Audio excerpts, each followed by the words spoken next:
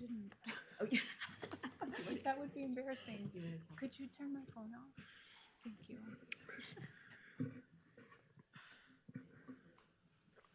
That would be funny.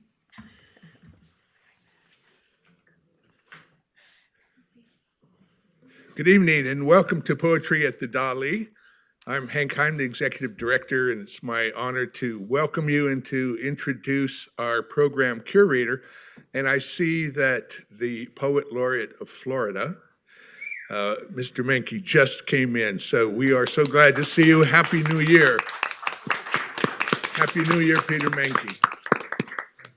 The former Poet Laureate of St. Petersburg, her laurels became so heavy that she finally had to cede them to another.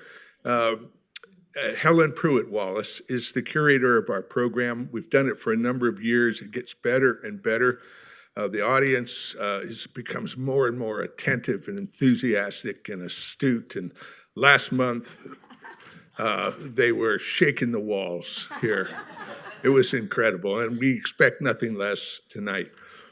This program is supported in part by the city of St. Petersburg. Is there anybody else who supports us? They all support us. You support us. Thank you for that. We have a tradition. We exact from the curator of this program, Helen Pruitt Wallace, a poem before she introduces the featured poets of the evening. So, Helen, we are not letting you loose from that tradition. Would you come forward and read a poem for us? Helen Pruitt Wallace. Oh, I wanted to mention this is the 13th anniversary of this building today. Yeah. 111.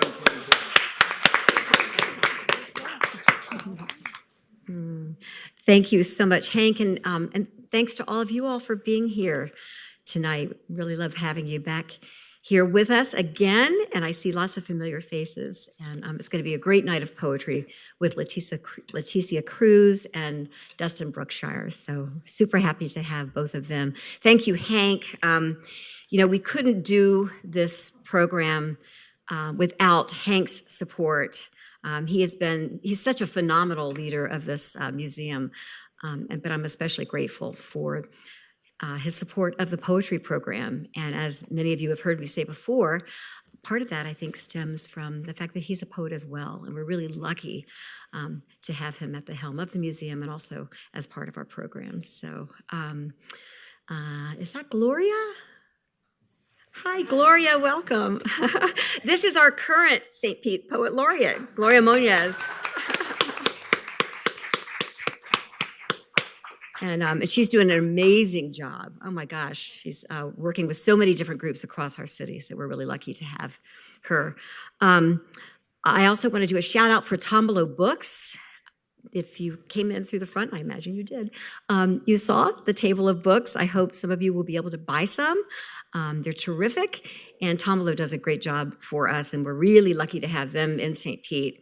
I hope most of you have made it to their bookstore. If you haven't, you'll want to do that because they are so much more than just a bookstore. They truly are a community, and they create community. So, okay, I will read a poem. Thank you, Hank. Although I'm kind of breaking my own rule, to be honest. This one probably should compost a bit longer before I read it. But anyway, I was thinking about the fact that it's a new year, and it's nice to have you guys here because it's the new year. And I was thinking about, we need to at least try to start it off with hope, right? Despite the fact that things are so grim right now. It's tough. It's tough. But so I was trying to write a poem about hope. I don't know if it really came out that way or not. But anyway, you'll hear it. There is a form involved.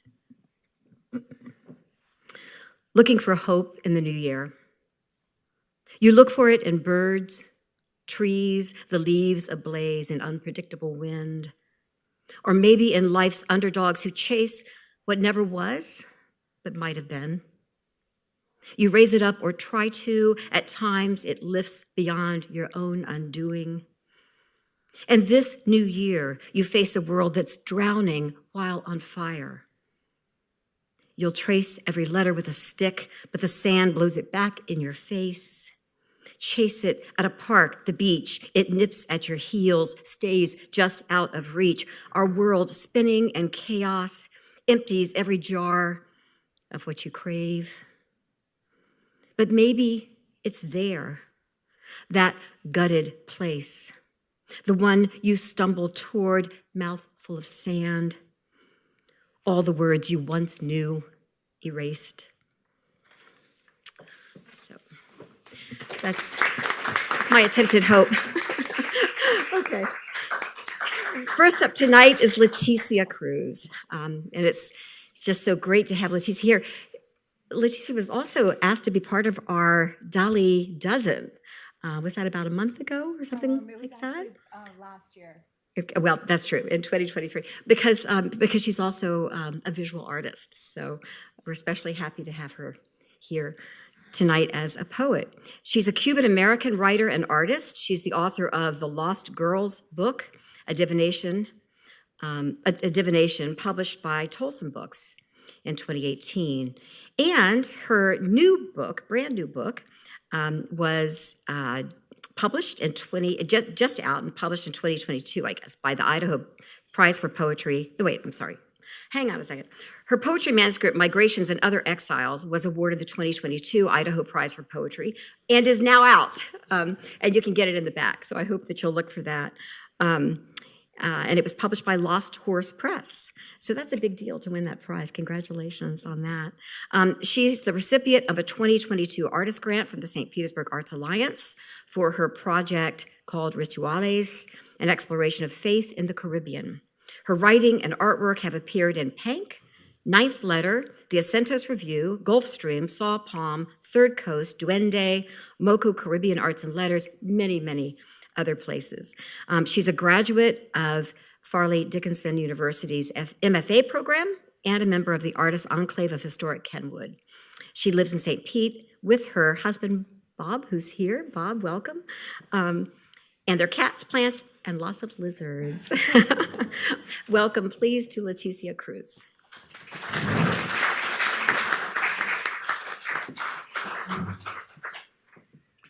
Hi, everyone. Can you all hear me okay?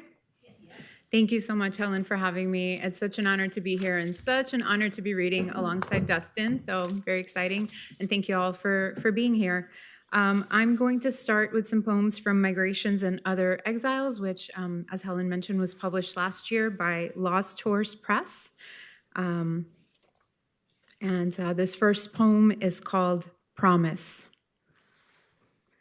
I lined her eyes and held her wrists still. I carved her neck long so that when the rains came, she might hold it above water. You will not drown, I promised her. But then her mouth and eyes filled, and I let them. Vertebrate birthright.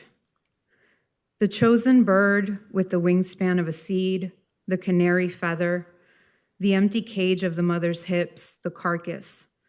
The bird's song, its trills, of course, its wings.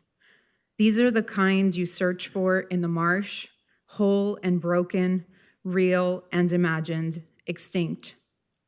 In the beginning, you were bird-like, like bird, toothless, skeletal, chosen for your inability to fly, your propensity to fall, your failure, a barrage of war cries, a four-chambered heart, curated bird parts. This is your legacy. Hidden. A slight tear caused by keys or her favorite pen, a found pack of Marlboros, stolen braces, the entire state of New Jersey, hidden. They were mere design elements, her feathers. Birds have it harder than ever. If a fire ignites, no one thinks to run with their ornamental legs. There is no sojourn home, no pilgrimage to any mountain. Solitude is an origami ocean in her pocket, waiting to spill, because more than once you accused her of loving dark most. The girl sits with her right leg wrapped in cellophane, propped up over her left. He lies on the bench across from her, eyes closed, legs crossed, the constant hum of the needle. They laugh as they leave the place, loud, too loud, nerves on edge, limbs wrapped like leftover pork sausages, talking about meatball sandwiches, just a scratch on the surface where a feather might grow, marking the nape of her neck or the plank of her foot. She reaches deep in her pocket where the lining once tore, pulls out her favorite pen, and traces a door across his face. The ocean spills. Thank you. Currents. When she was a girl, she carried her doll to the mouth of the river and begged it to swallow her whole. Head first, she plunged the body underwater. When the river refused, as it often did, to swallow, she carried her offering home and made amends, painted the face pale marker blue, and brushed the matted hair straight. Then she held the torso over the bathroom sink and lit the vinyl skin on fire. "It is better that you learn now," she whispered. "Fire is nothing to the fury of currents." Blame. After his burial, she devotes her evenings to stringing fabric flowers together with twine. She knits around the edges with black yarn until her fingers swell, then pushes a cigarette into her forearm. She holds it there until she smells flesh burning. After dinner, she spools the flowers into themselves and pierces the quilted animals through to their fabric hearts. In the car, she tries to imagine what her father's animal spirit might have been. She rolls the windows down. A deer crosses the road. Blood covers her cigarette first, then the bird and the rabbit. Even after her fingers go numb, the deer remains clean. Swamp cradle. They say first blood runs deep, but it was never first blood that ran you here. No, this wasn't your first apocalypse. For years, you watched the shore drift, the edge of the Atlantic, your only witness, where home was a room on stilts, a passing flood, hurricanes, uprooted oaks. You moved from room to room because you liked naming storms. This never existed. Burn this. Drown at the bottom of the Atlantic. Long before housing developments spread west across 8th Street, you rode your bike in the dark along the canal, looking for alligators to feed. Beyond 122nd Avenue, the swamp cradled you, your legs stretched as far as chrome. And beyond that, you were little more than a lizard girl learning to walk upright. The girl dreams of being a stripper. Last Sunday, you tried to tell him again what it was like to be hopeful, to stand at the corner inside your 8-year-old body with your small hands in the male slot of the strip club door and your eyes glued to the girl on stage. Even when the light was dim, you imagined it would never leave you, so that when you heard the animal in your room and felt the weight of his breath on your face, you pretended to dance in the spotlight. The darkness never comes because it's in you, waiting in the basement of your old apartment building, where you can still hear the girls clapping as you gyrate, light streaming in through the broken glass. Blackbird.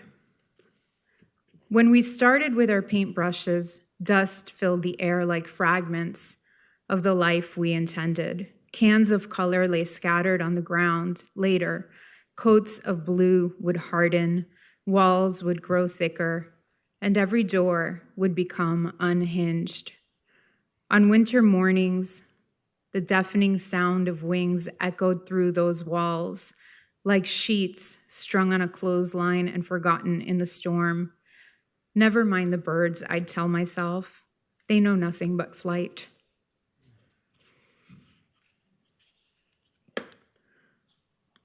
Ashes too. I know nothing about the nature of animals, but everything about the subterrane. The space is empty, or the empty space will fill. They tell you to be careful in lonely places, underwater or in the woods, where fragments of a much greater animal will surface. When he rises, you don't see him. First, he takes only what you give him. You run out of the water like a shark is chasing you and light another cigarette. You lost the keys to your apartment and can't find your phone. 1 minute, you're standing at the edge of the Atlantic. The next, you're drowning in it. The space fills and empties again like the abandoned reservoir you smoked out as a girl. They tell you to be careful with trees. The inside of the cave you dwell in is too dark. The darkness will bury you. Come forth, they say. The animal heals.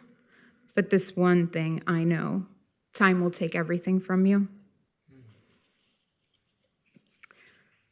Oak trees for firewood. He makes her feel like I know what I'm talking about. I know what I'm doing here. A moth that can't interact, an abalone smudge shell full of air holes. Her holy man says shells represent water, not midsummer fires or smoldering sage.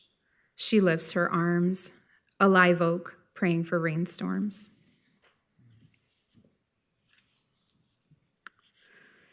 Sketched.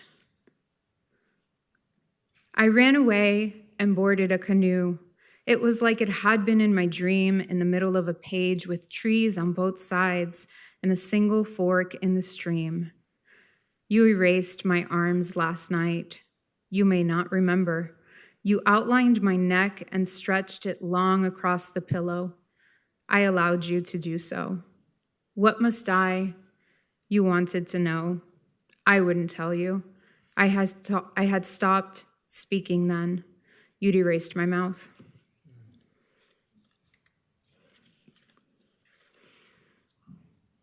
Fate of Jabón Milagroso.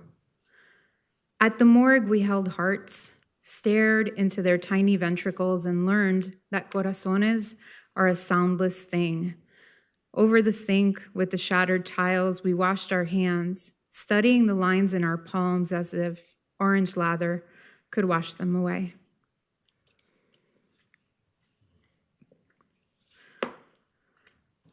Tired of swimming. When I said goodbye, you said go, and dust flooded your mouth.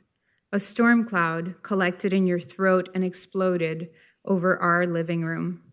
Cracks spread across our terrazzo. At sunrise, we sat alone. I stretched my legs into the sand and thought about mangroves, about trudging through water the way I had as a girl, with no knowledge of the weight it bears and no grasp of resistance. I collected shells because I needed evidence. Once I had owned you. But no, you were always the limelight, the eye of the storm, la niña caprichosa who belonged to no one. So that when I said goodbye, you said go, never in anger. You were born coastal with roots on stilts, made to run. Here I was, tired of swimming, asking you to hold still. Nothing of beauty. The summer I was 11, I learned from Yanina and Yvette, girls much older than I, that the religion of women who wear lipstick is beauty. I wore no lipstick then, had no religion, but I could disappear into any room, blend into the wallpaper. At times I wondered, do I even exist? One night, under a summer diluvio, I stood outside our green apartment building, watching the neighbors run from the bodega to the laundromat to the corner store. The sun sank lower, casting orange shadows on the front steps, and I faded. Not a single soul lay witness. The religion I learned as a child was not beauty, but survival. I did not know it by name then, but I knew the sounds, the timbre and cadence of gunshots, hurricanes rushing for shore, fists breaking over my mother's face. Now the stars were all dim, another Friday night, and I sat in the back seat of Wilma's Buick, parked a block from her boyfriend's house, with the windows rolled up, the engine turned off. Wilma and my mother eyed the front door like little hawks, waiting for someone to swoop in with dinner. Wilma sank lower behind the wheel, eyes full of flames. I'd seen the same look in my mother's. The man strolled out the front door and we followed. Love makes us hungry, my mother said. My stomach grumbled. Hunger, too, was religion, but one I already knew would fail me. How hunger, like beauty, leaves you vulnerable, makes you forget where you are. In a car, in a field, underwater, locked up in the basement of your own house, not survival. My religion was the worship of place. This, here and now, this, open your eyes. By God, girl, don't you ever forget it. Religion is a barred window, the flame of a match, a sky void of stars, the smell of burnt rice, fog. Religion is your mother's hair burning, your father's smile, the way he looked at her, then darkness, nothing but night. The place you came to as a child, your abandoned reservoir, your escape. Religion is setting your crosses on fire, holding nothing of beauty, no hunger. How the night sky is wide open. Thank you. Thank you. I'm going to read two more from this collection, and then I'm going to read just a short thing from a different book. This is called Chronology of Drowning. First, my father is a white elk. My mother is a red-tailed deer. Inside our apartment is a line of trees that hides the ocean from view. We are a forest sea in exile. My sister is a squirrelfish. In the summertime, we roam the northeast coast of New Jersey in a Buick station wagon until we hit water. Most days we swim. First, I am 9 years old. It is winter and the sun rises early. We visit the eye doctor. He prescribes glasses, thick and red like caco de guayaba. My pupils are dilated. I see birds in the wallpaper. I hear voices in the hall. First, gunshots. The red-tailed deer leaps down a flight of stairs. The elk is shot dead. First, winter closes in. The house on Cedar Hill Lane has no trees. A line of semi-automatics lies under the bed. We are a barren forest. In the yard stands a single apple tree. In the summertime, apples fall to the ground and rot. We sit on the back porch chain smoking. The inflatable pool is too small to swim. First, we sit at the edge of the Delaware River. The darkness burns my sister's toes, holds a gun to my mother's head, devours the forest. First, my father is a ghost white elk. I search for him in the vanished forest, where a line of trees hides the ocean from view. My mother never visits. She is a red-tailed deer with a broken antler. Our wilderness is a needlecraft project. My sister is a squirrelfish, afraid of the ocean. On summer nights, she swims alone in a backyard pond. First, I sit at the edge of the Atlantic, forever, an animal in exile. Migrations. What she said was run in circular patterns through mangroves where rigid oaks stood, unflinching, and fallen too. I'm going to end with a very short reading from my first book, which is called The Lost Girl's Book of Divination. The Lost Girl's book is a long narrative illustrated poem, so it's just one long piece, but it's broken up into 4 parts. It's a weird, loosely inspired by the tarot illustrated project that I loved working on, and this section is called In Bloom. It is dark inside you, but you can see. You read signs, outline maps, draw landscapes. You emerge from the cold to find the girl buried in dirt. yet every inch of her is in bloom. Of course, feathers are designed to burn. Light me on fire, would you? Your nocturnal sun was born in waves.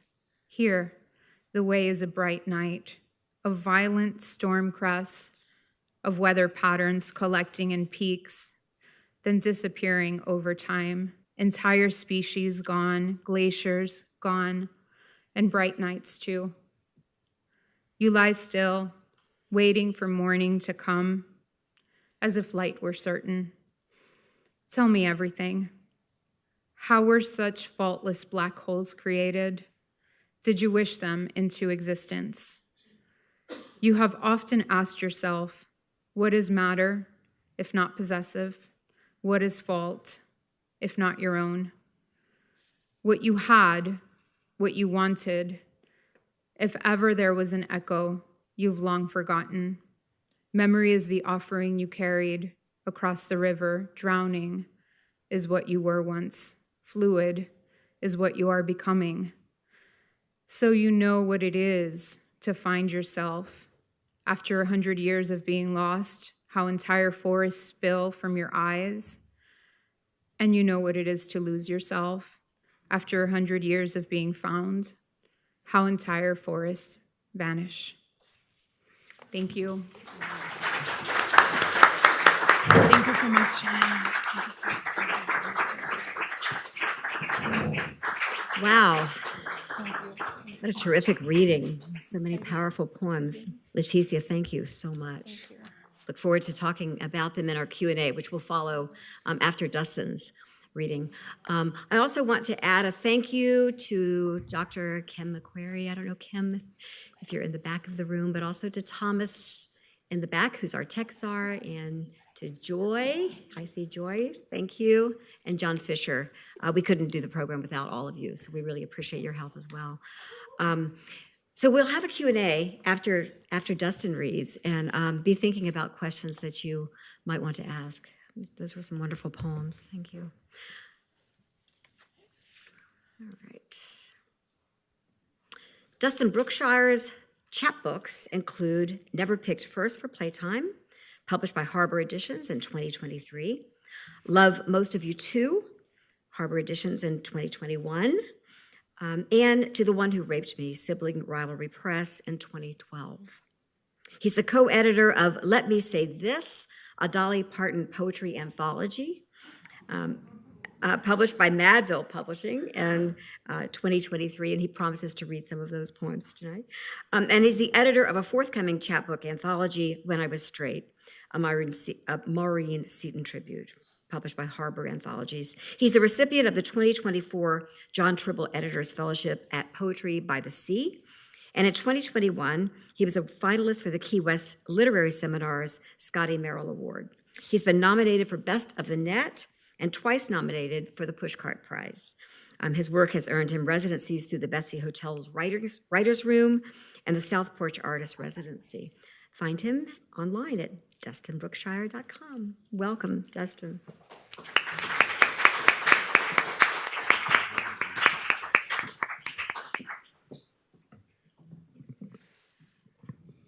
You know, it's tall people problems. You got to make sure you get the mic right.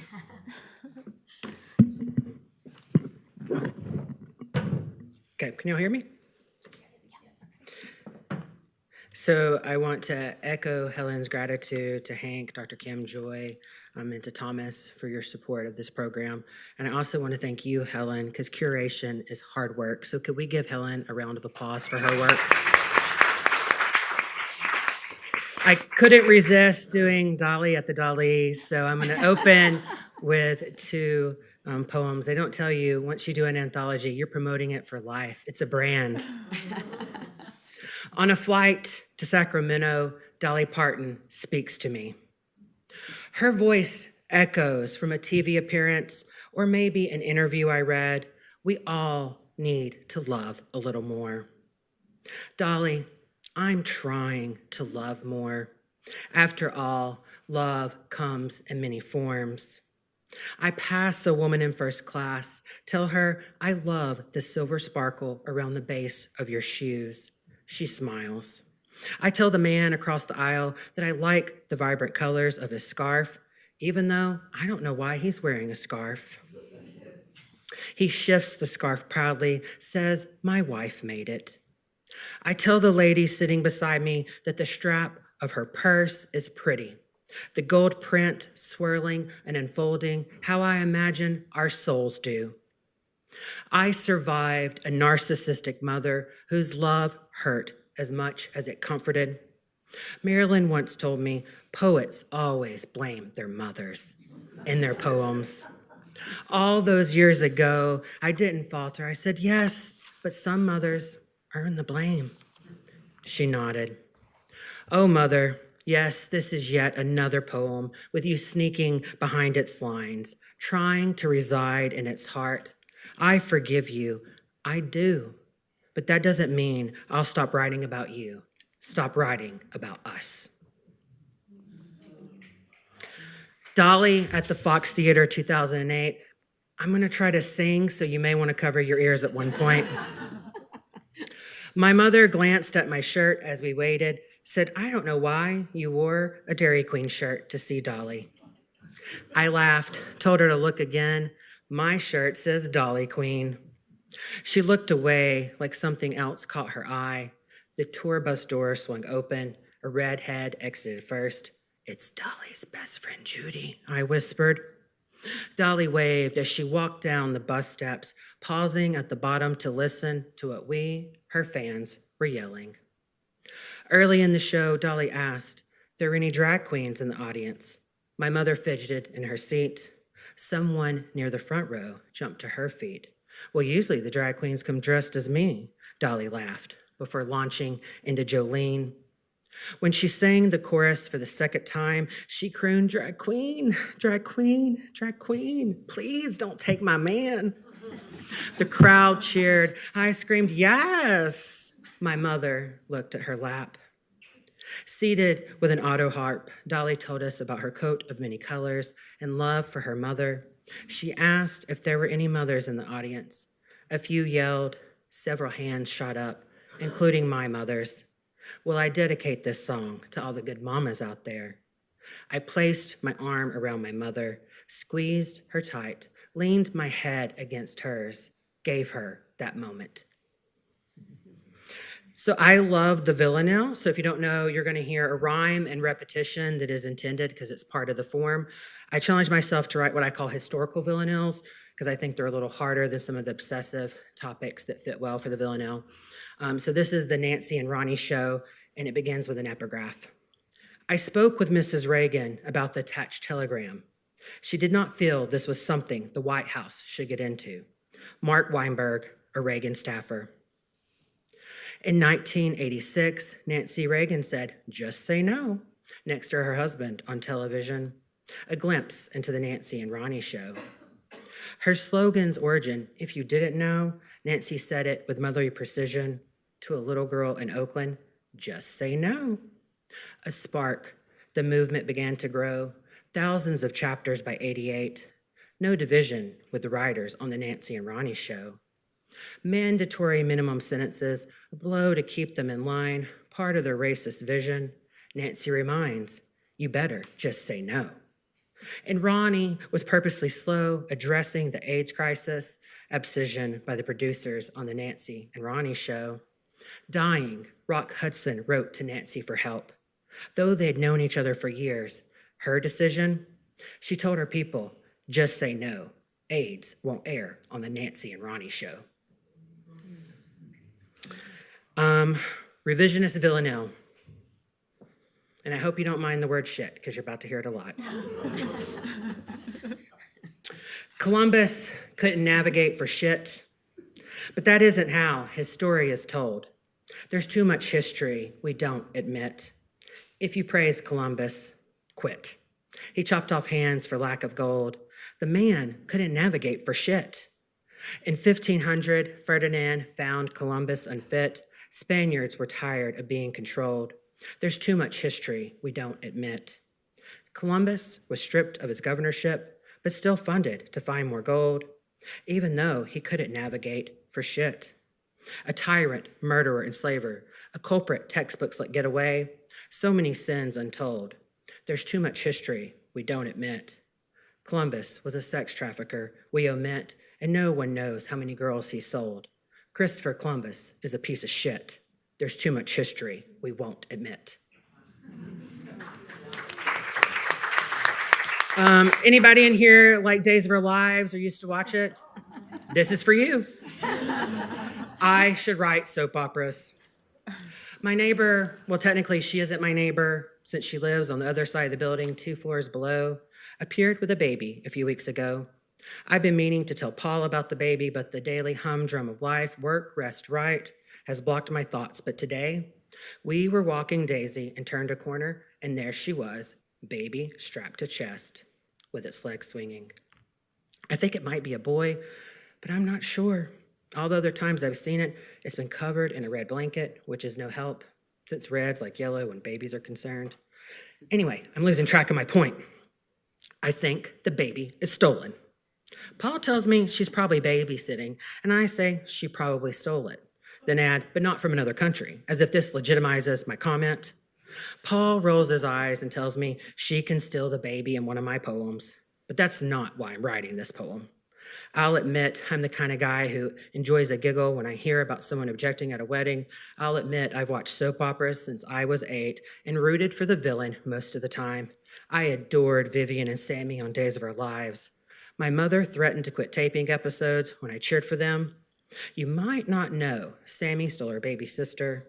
Well, she stole her half baby sister, but only she and her cheating mother Marlena knew about the half part.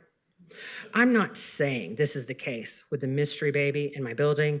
I'm only saying it's okay not to accept what's in front of you at face value. So Denise Duhamel, I think she's reading in February, is a friend of mine and someone that I've idolized for many years. And so her book, Kinky, turned 25 last year. And so I wrote a tribute chapbook of Barbie poems to her book. And only one of those poems is mimicked very closely to one of hers, and that's Pandemic Barbie, which is after Denise Duhamel's Antichrist Barbie.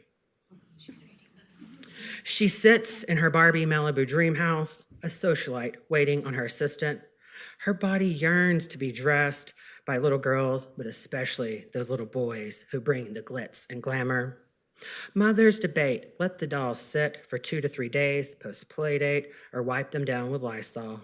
Barbie doesn't have COVID, cry little girls and little boys who in secret love her.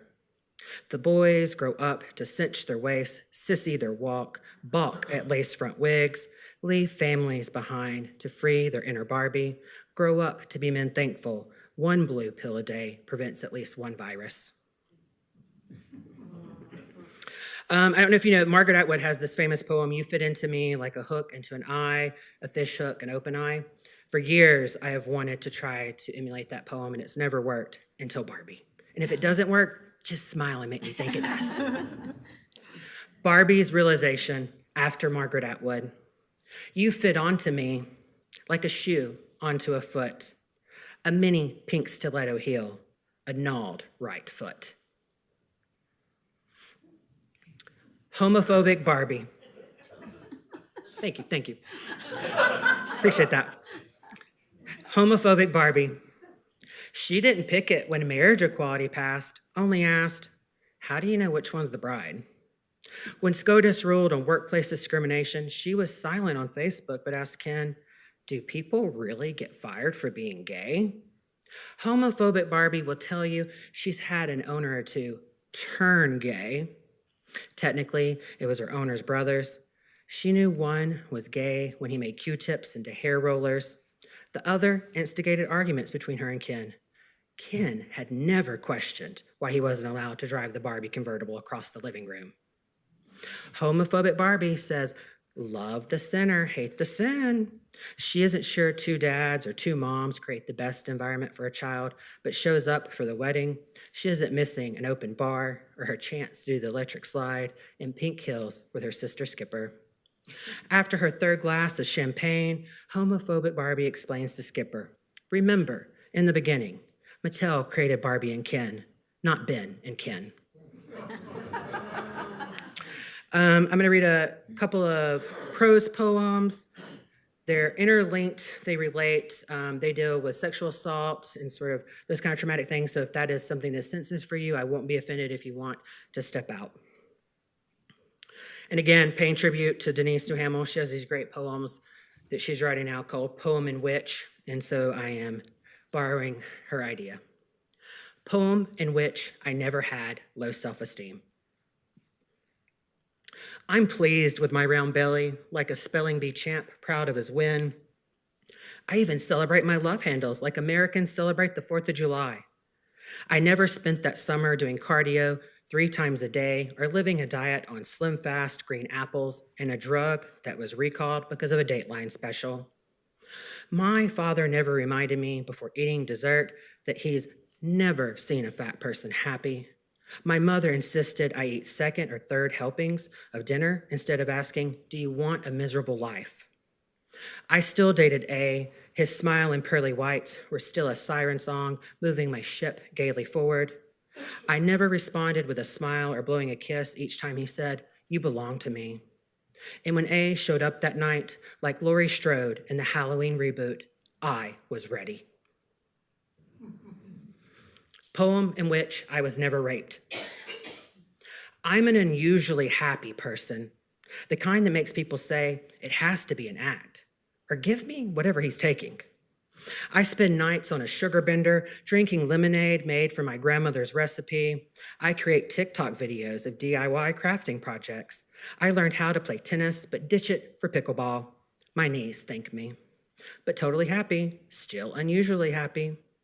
I embrace gay culture of loving showgirls. I quote Nomi's epic faux pas, it's Versace. I joke of tossing marbles in the path of anyone in my way. The only nightmares I have come from my obsession with horror movies. I still post my quarterly PSA on Facebook and Twitter. When are rape jokes funny? Never.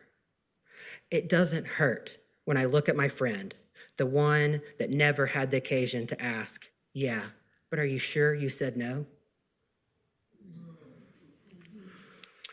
Learning to punch at lunch with Armory veteran Brig at residency for Brig. Brig tells us about the summer day his daughter came home from school, sharing that an 8-year-old grabbed her 5-year-old tush.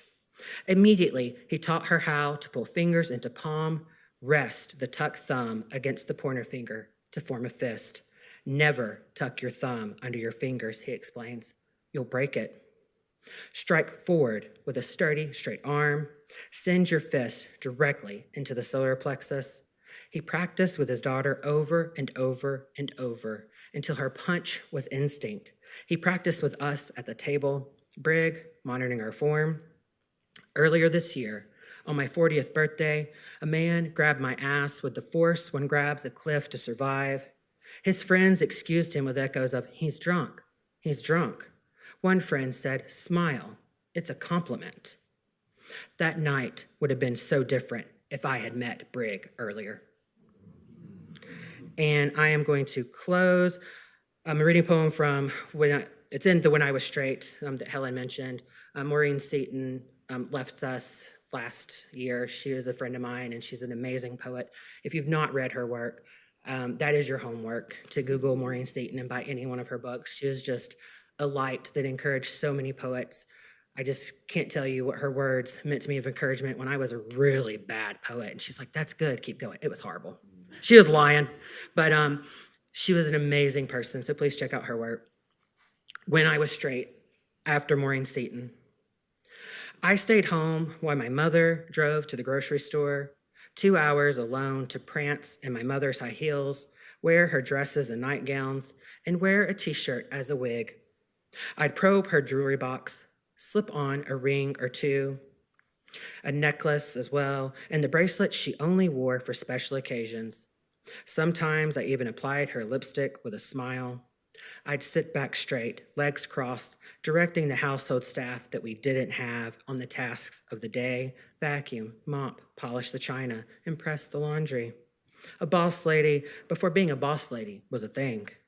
I'd twirl around the living room with one hand extended, an invitation to a man who wouldn't enter my life for another 35 years. When I was straight, my father would say, I'd rather one of my sons blow my brains out than tell me he's gay. Thank you.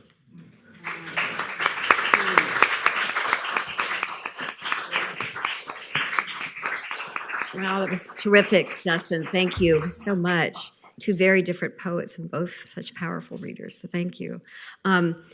We will transition to our Q&A. Before we do, I do want to just say a couple things. So we've got some great poets coming up, and as Dustin mentioned, we have Denise Duhamel coming next month in February, second Thursday of the month as usual. And she's read for us before, but it's been a few years now. So it's going to be really great to have her back. We actually also had Maureen. This was many, many years ago. We had Maureen Seaton. Yeah, she was wonderful. So I was very saddened also by her loss. So in February, we have Denise. She's a rock star poet. If you don't know her work, you don't want to miss it. If you can be here, you'll want to come. So that's February. And then in March, we'll be virtual because of the Grand Prix. It's just too hard to get to the museum. So we'll have two very good poets reading virtually in March. So hope you guys can tune in to that. And then in April, we just found out today this is going to work. We are partnering again with Eckerd College, which we've done for the last few years. The reading will be here, but we have the poet Jericho Brown, which is really great. I'm so excited about having him. So he'll be reading for us in April, which is National Poetry Month. So a great lineup. And those of you who were able to come to the open mic back last year, it was a lot of fun, and I think I see some familiar faces. I think I saw Chip Webster in the back, and I know John is here, and anyway, everybody did a great job. So we are looking at dates to try to do that again. We originally thought we would only do one a year, but I think we're going to do our best to try to work in more than that. And it's possible that we'll be able to do that also in April for National Poetry Month. I should add that Jericho Brown won't be on our usual time. Usually it's the second Thursday. His reading will be on the 25th. And so therefore we may do an open mic that second Thursday. So anyway, stay tuned to all of that, but just wanted to give you a heads up on it. So, okay, well, let's segue now into our Q&A for both of these poets. Questions from you guys. And Joy's in the back, she'll come to where you are. We have one microphone tonight, and so I will be running around. And this is also for our YouTube viewers, so please wait till you have the mic to ask a question. And if you're watching online, thank you for joining us that way too. So. Thanks, Joy. Leticia, I wanted to ask you just if you would comment on the relation of your literary work to surrealism, which, as we know, started out as a literary movement and then morphed into a visual one and a ubiquitous one after that. That's a really great question. I've never really thought about my work being related, but I guess it kind of is. I'm embarrassed to admit that I have a library book from Dalí that I took from a public library when I was about 10 years old because I was so obsessed. I was so obsessed with his work. And so I guess that connection probably started early on, maybe not so much consciously, but I've always been interested in symbolism, and I think there's a lot of symbolism in the surrealist work in general, and that has kind of worked itself into my own illustrations and in turn into my poetry. So yeah, I hope that answers. Well, for instance, Storm Cloud in His Mouth. The essence of surrealism is unlike things put together to create a new meaning. So I don't know that it has to do with Dalí particularly. I'm asking about that method of distinct and unlike images put together to create new meanings. Yeah, so I think one of the great things that poetry does is it allows you to sort of create an image and deliver that image to the reader. And it's something that is then opened individually by each person who reads it, and I think different things are interpreted in that image. So when I write, I'm always conscious of those images that I'm crafting. I think that's probably the biggest part of my work. I write in pictures. And often in my writing process, when I begin writing, I'm always writing in my head. I don't come to the page until I have something sort of devised already. I write while I'm walking. I think a lot of people do this, but I write while I'm doing things. And so a lot of the time, the initial thought for a poem comes in the form of an image, which in some way makes itself into the poem. So, Hank, that's such a good question, because I was noticing the same thing about your poems. You know, it takes a kind of, for the kind of leaps that you were doing, for the images that you put together, it takes a sort of confidence. And I loved that in your work, Thank way you. that, you know, kind of fluidity that you just, because sometimes we'll come up with something weird and we'll think, okay, it's just, you know, that, but you don't seem to second guess that in your work. And I think it's a real strength. Thank you. Yeah. Good question, Hank. Hi, Leticia. Can you tell a little bit, were you born in this country? Were you born somewhere? What's your background, and where did you come? If you did come from abroad, where did you come to the United States? Yep, that's a great question. I was born in a small town in Cuba called Camajuani. I lived there until I was 5. My father was a political prisoner in Cuba, so when the political prisoners were released, it was, you know, the late 70s. It was 1979, actually. We left the island and went to the Canary Islands, from one island to another, where we had some family. And then we were there for a short time, and from there, we came to the U.S., and I actually grew up in Union City, New Jersey. So, yeah. But I've been in Florida a very long time now, so Florida's definitely home. The Canary Islands are also water. Yeah. It's interesting because I did some research on my background, and yeah, it's like generations and generations of island life, because before Cuba, my family is all from the Canary Islands. So. Interesting. Yeah. I have a question for Dustin. So I know that you've edited a few collections. What is your kind of like impulse as an editor, and how do you curate the work when they're getting submissions? I always look, did you follow the guidelines? So like with the Dalí anthology, we said, do not give us rewrites of Jolene. I mean, how can you mess with perfection? We probably had like 50 poems that were rewrites of Dalí's Jolene. And they weren't good. Like, I hate to be mean, but like you're comparing against Jolene. That's perfection. You know, with the Dalí anthology, it helped because we knew that we wanted to do sections, and we had sort of some sections in mind, but we didn't know if the work we received were going to work with the sections, and thankfully that they did. When it's editing for a magazine, it really is what mood I'm in. I've looked back at things I've rejected, and I'm like, oh my God, you idiot, why did you pass on that? But it's whatever happened that day. So I try to read poems for the magazine early in the day before I've been affected by the world and I have a fresh mind. You know, follow the guidelines and sort of pay attention. Like, you can read Limperus, the magazine I do, and have a good idea the things that I like. So making sure that you pay attention, which I know most writers do, but I think that's something that younger writers sometimes struggle to do. And that was Tyler Gillespie, who's been here before. Tyler, good He's to have you also a back. good poet, So, and he's yeah. in the Dalí anthology. It's nice to see you. Other questions? Other? Yes, Nancy. Yeah. Have you met Dalí, and does she know that you wrote all these poems about her? I've not died of a heart attack, so I've not met her.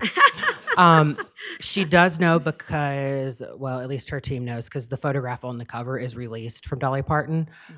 So, I mean, I never thought in my life I would be texting, "Did we hear back from Dolly's attorney today?" Like, that was just a dream.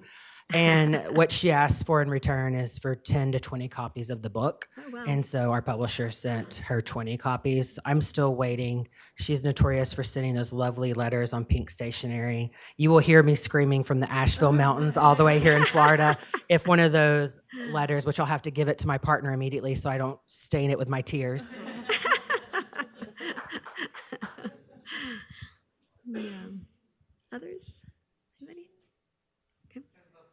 Yeah. Oh, just a moment. Leticia, I'm still like drowning in your poems.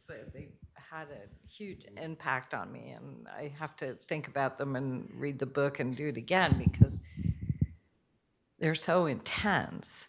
And the way you read them was amazing too. I mean, that's part of it, just like when Dustin reads his. I mean, all of that, the reading, the voice, the imagery that's there, closing your eyes and seeing that. But it was like so many of them. Is this work over a year, 10 years, 5 years? What, I'm just wondering, how does one put such an intense, because I imagine that the emotional work that goes into also creating these images and these memories in parts, obviously, is intense. How do you deal with that? What's your time? Do you have to recuperate from some of this sometimes? That's all really great questions. It was a long span of time. It was, a difficult time. They take place, a lot of them, in my childhood and just younger years. So there was a lot going on, and they were painful to write. I probably worked on that collection for a good decade, and then I sent it out, and for a couple of years it got rejected. So it took a while to find a home, and then it ended up winning that prize, which was phenomenal. But as I appreciate you saying that about the reading too, because as someone who struggles, I'm a deeply introverted person, and I always have struggled with anxiety. So reading is actually difficult for me, and it's something that does not come easily. But I really wanted this collection to be out in the world, and to connect to other people through poetry is always so rewarding. So did I answer okay. And actually, Dustin, would you like to answer a similar question? Just kind of about how this ties into an earlier question that Leticia had also. How do you, with respect especially to imagery, how do you see yourself as getting into poems? How do they unveil, if you will? Because you've got a lot of very striking images in yours as well. So do you want to talk about that? Yeah, I wish that I could be the type of writer that's like, I wake up every morning at 6 a.m. and write for 2 hours. I tried that. I failed miserably. I can wake up at 6 a.m. I just can't write. It's when I get the idea. Like, I've learned that no matter what is happening in the world, what I'm doing, hope no one from work is watching this. I'll turn off my camera and write down the idea real quickly, and then turn the camera back on in a meeting. Because if I don't, I lose it and it never comes back. I was thinking the other day about how many poems I've probably lost because I just didn't take the time to write down the one sentence that's my way into the poem. Mm-hmm. So it's just taking advantage of when the muse strikes. You have to listen to her. Mm-hmm. But I imagine you weave, it seems to me, unless you just sort of know all this, it seems like you also weave a fair amount of research into some of your poems, and which I think, the internet makes that so easy. And I think it's such a great thing for us to do as poets, because it has the potential to just open poems up so much. But can you talk a little bit about that, how you incorporate research? Yeah, so with the historical villanelles, I want to be accurate, so it's finding the topic. And the Christopher Columbus one was actually inspired. You're in Facebook groups as writers, and this man posted that he wrote a praise poem for Christopher Columbus, and he wasn't getting the attention for it that he thought. And I said, well, I'm going to write a Christopher Columbus poem. To set this record straight. Yeah. And so I wanted to focus on, some things that people may not have known. And I think I missed one of my lines because I'm new on reading on my iPad and I scrolled up too far. But they really honed in on him, not because of how he was treating the natives, but because how he started turning on his own people. And I was like, I don't even remember learning that and just really owning it. But with the Nancy Reagan one, same thing, like finding that memo, that was thanks to Twitter. When it was Twitter, someone was posting about it, and then diving in onto the research and reading about Rock Hudson. And now that's what I think about when someone talks about Nancy Reagan, is about the friendship she had with Rock Hudson. And I have one that I'm trying to get right, is about the 4th of July, and it's talking about Thomas Jefferson. So I've been having to do some research. It can be overwhelming because you want to try to put everything in, and especially with working in form, with a villanelle, you have 19 lines. So and you're giving up half of that poem to what I call your repeaters. So it's hard to pick what you want in there to make the statement. But of course, finding good sources. Don't use Wikipedia. I mean, you can, but I don't use anything in Wikipedia unless I'm wanting to make a point on Wikipedia, but finding, the good sources to do that from. Yeah. And then you list those in notes at the back. Is that usually what you do? Yeah, in a note section. That's always the tricky part, how much of the of it to include in the lines themselves. So yeah, yours are in those. Good, interesting. Other questions? There's one back here. Hi, this question is for Dustin. This is a hard one. So there is some vulnerability in a lot of your pieces, and I really commend you for that. Specifically, the work that you where you talk about, like, as a man being violated, right? And I think that the reason I envy that power that you have is because in our society, it's kind of expected that men don't really say anything about that happening to them, right? But even in the poem that you shared with us today, you mentioned that there were people that said, "Oh, it's not a big deal, brush it off." That happens to us, and so I guess I'm curious about how you were able to sort of fight back in your poetry, right, and sort of speak out to that sort of rhetoric that we know so well, that sort of silences men despite their feelings, right? That must be something that's something that's very difficult for men to do, I think. And so I'm curious about your process and how you overcame that. So Melissa Febos, a memoirist and essayist, has a really great quote that I heard her say, and it's, "The voices in our head telling us not to write our stories are the people that benefit from our silence." And so, yeah, I was like, man, that was life-changing. So I keep that sometimes when I want to, maybe if I want to duck out a little early in the poem, I think about those words and that who is benefiting if I'm silent. It's not me. It's not people that can relate to me, people who may need to hear the message. When I first started, I call them the rape poems because I have a whole book about it. And I would get so many messages by people, and you think because it's on television, you hear people talk about it through the news and whatnot, that people know they're not alone, but they actually don't. I had so many messages when that first chapbook came out from people just saying, "Thank you for speaking, I'm not alone." And that shocked me because I just thought, even though I felt that way after it happened, you just, you get desensitized in a way too. So yeah, does that answer? Yeah, thank you. Yeah, that's a really good question. Yeah. And I'm thinking about how the villanelle as a form, is such a great form. And I think for some of you who've been here many times, we've talked about this off and on, I think too. It's such a great form to sort of pour some kind of grief. It's the compression of that form and then the repetition of the lines. It's used a lot when there's something particularly hard that the poet's dealing with, some sort of grief. And think of "Do Not Go Gentle Into That Good Night," or Elizabeth Bishop's "One Art."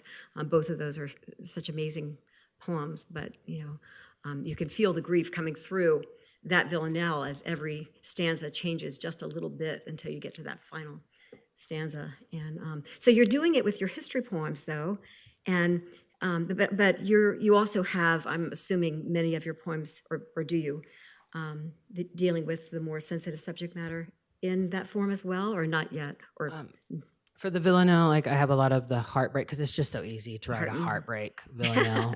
It lends so well to it. It's not easy. It's a hard form. It is a hard form. And then I have a couple about COVID, actually. So dealing with my parents and worrying about them. So I'm just really focused, but I can sometimes write a villanelle sort of quickly for me compared to my writing, but the historical ones take me a lot of time to do. Yeah, that challenge is trying to make each subsequent stanza a little bit different, tweaking it. Because you don't, even though there's all this repetition in it, you don't want to be just recycling the same thing. The poem's got to move. And you did that with yours. So. And I like changing. I like that slap at the end. Like I always like to change it up a little bit. Mm-hmm. Yeah. Thank you. Any other questions for these two amazing poets? I do have one for you, if you don't mind. Could you talk a little bit more about, do you ever start with a poem and then decide, no, this should be a piece of visual art? Or do you ever start with visual art and say, no, you know what, this really is a poem? I'm kind of curious about the crossover between your two. That's a really good question. I don't think that's happened. I think no. It's almost like a different headspace. When I'm drawing, I'll say it's definitely a lot less painful. Whereas writing can be really painful because you're really digging into experience. And I feel like art comes from a different place.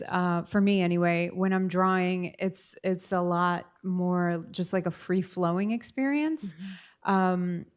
I was thinking about how the house is affected by whatever process I'm in. And I noticed that when I'm writing, my house is like a big mess and there's stuff everywhere. And like, it's almost like everything is exploded into the house. And then when I'm editing, because that's just its own headspace, it's almost like I'm scaling everything back. And so the house becomes neater. Oh, funny. That's so interesting. And when I'm drawing, I initially turn to art because I'm stuck.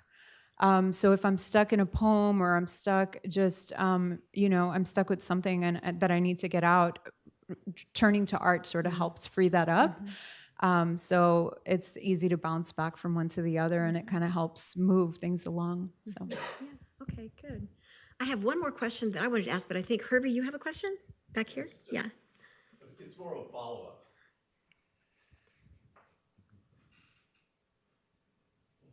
I'm noticing a tension between history and lyricism in both of your work.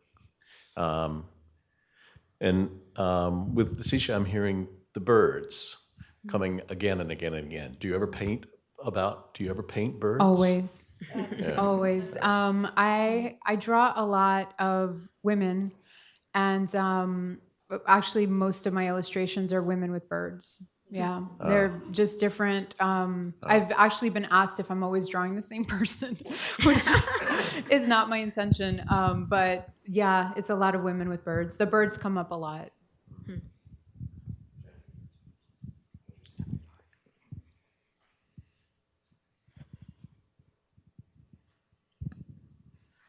I had a question for both of you, but Leticia, your poems both collided when someone in the audience had stated and asked you, Dustin, about the silence or what, the stories that need to be told.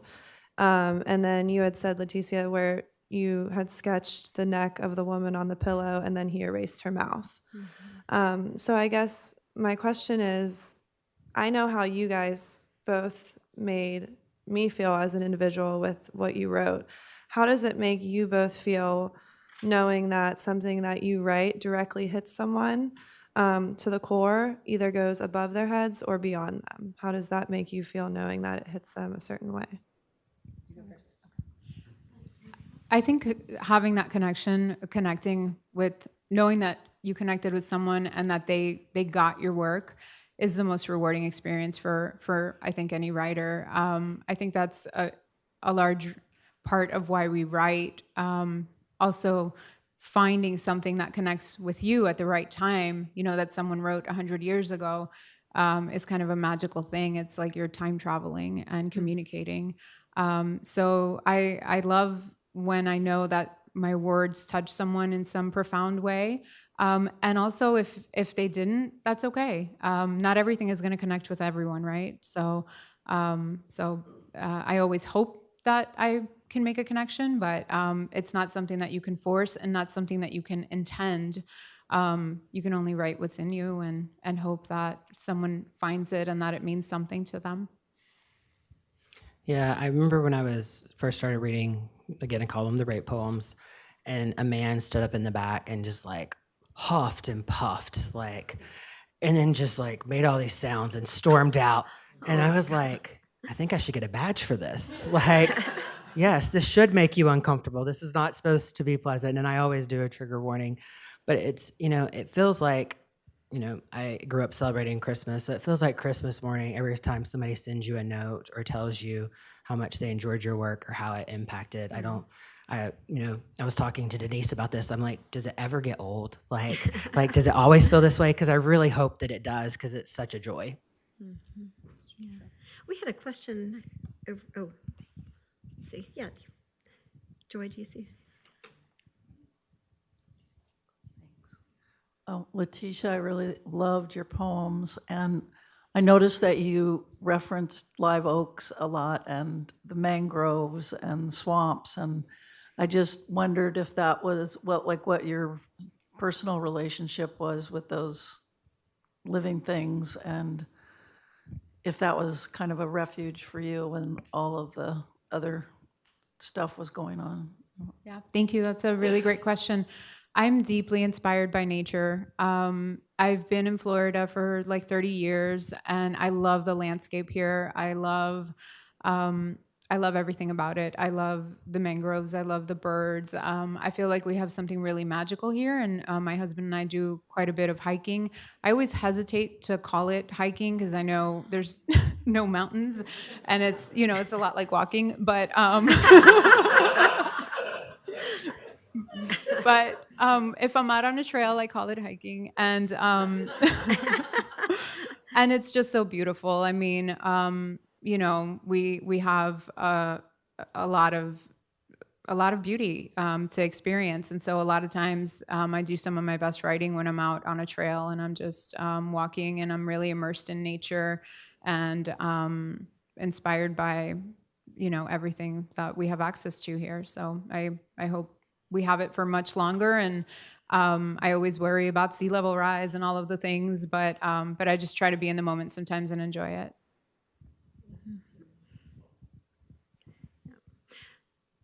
Okay, any other questions out there? Oh, here's one gentleman right here. Artificial intelligence.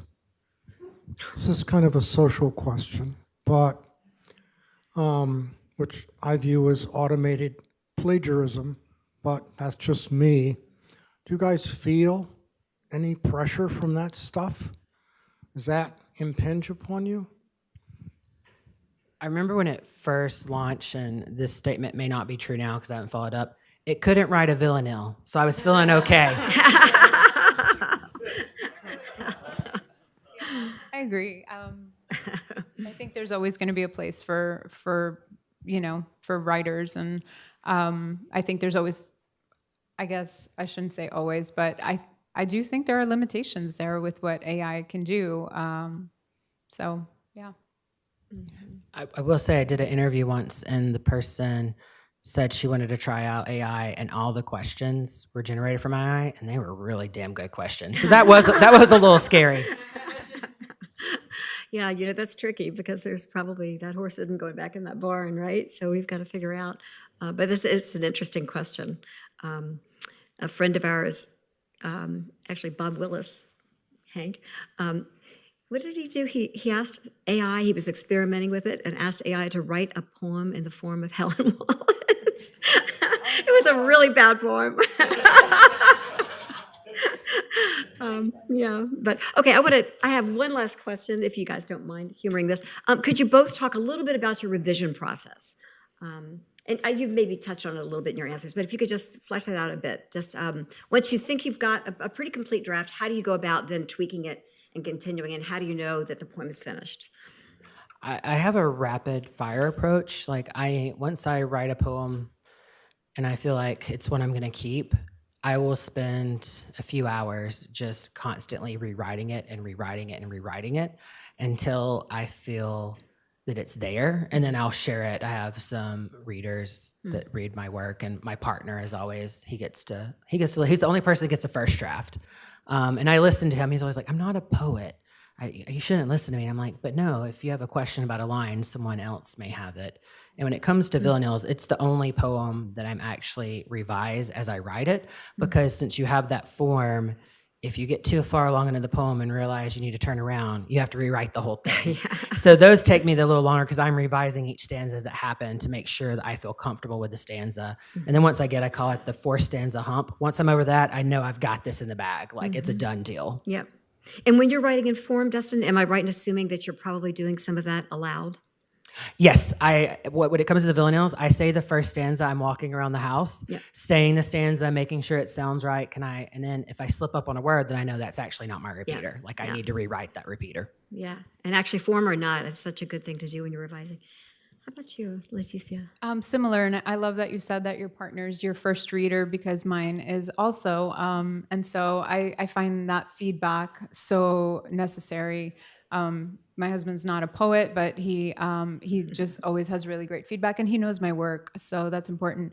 I'm a slow editor. I think I'm a slow writer and a slow editor, and I do the thing where I go, sit there and edit and edit and edit, but then I have a time that I feel it needs to sit, and so I'll just put it away and not look at it, and maybe wait a week, maybe wait longer if I feel like I need space from it, and then come back to it with fresh eyes, because I feel like I need that in order to sort of see it clearly again, and see what it's lacking, or if it is in fact finished. And then I find it very necessary to read it out loud, of course. You get the rhythm there, and if something is off, you'll know. Yeah, absolutely. Good. Okay, well, thank you both so much. You were terrific. Hope you will all go buy some books.